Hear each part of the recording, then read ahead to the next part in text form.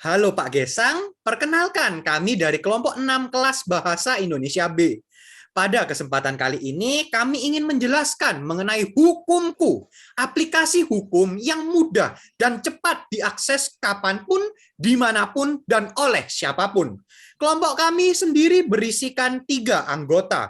Saya, Kenneth Orlens, lalu ada kedua teman saya, Shannon Kimberly, dan juga Teresia Dinda. Berikutnya.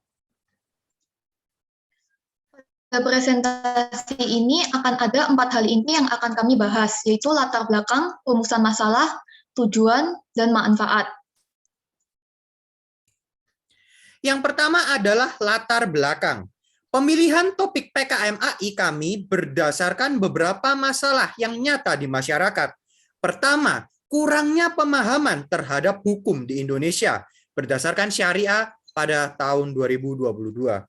Adapun faktor-faktor penyebab kurangnya pemahaman hukum di Indonesia adalah hukum tidak memperoleh dukungan yang semestinya dari norma-norma sosial dan kurangnya dukungan hukum dari pemerintah yang menyebabkan terjadinya permasalahan seperti pelanggaran hukum yang seharusnya diadili sesuai dengan peraturan yang berlaku, tetapi negara tidak mengadili kejahatan tersebut sebagaimana semestinya.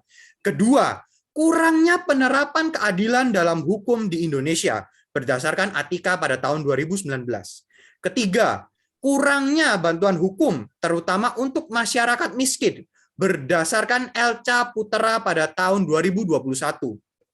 Selama ini, pemberian bantuan hukum yang dilaksanakan belum sepenuhnya menyentuh pada lapisan setiap individu atau kelompok masyarakat tidak mampu.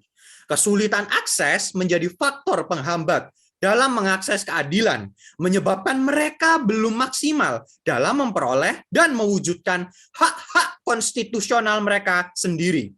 Keempat dan terakhir, kurangnya penyuluhan hukum di Indonesia berdasarkan Kantor Wilayah Jawa Tengah pada tahun 2021.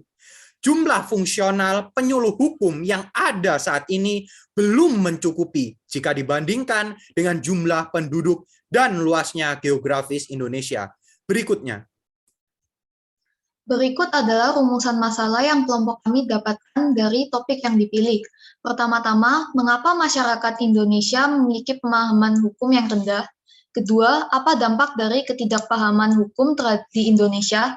Ketiga, bagaimana akses masyarakat terhadap hukum di Indonesia? Dan yang keempat, seberapa efektif penggunaan layanan hukum dalam menyelesaikan permasalahan di Indonesia.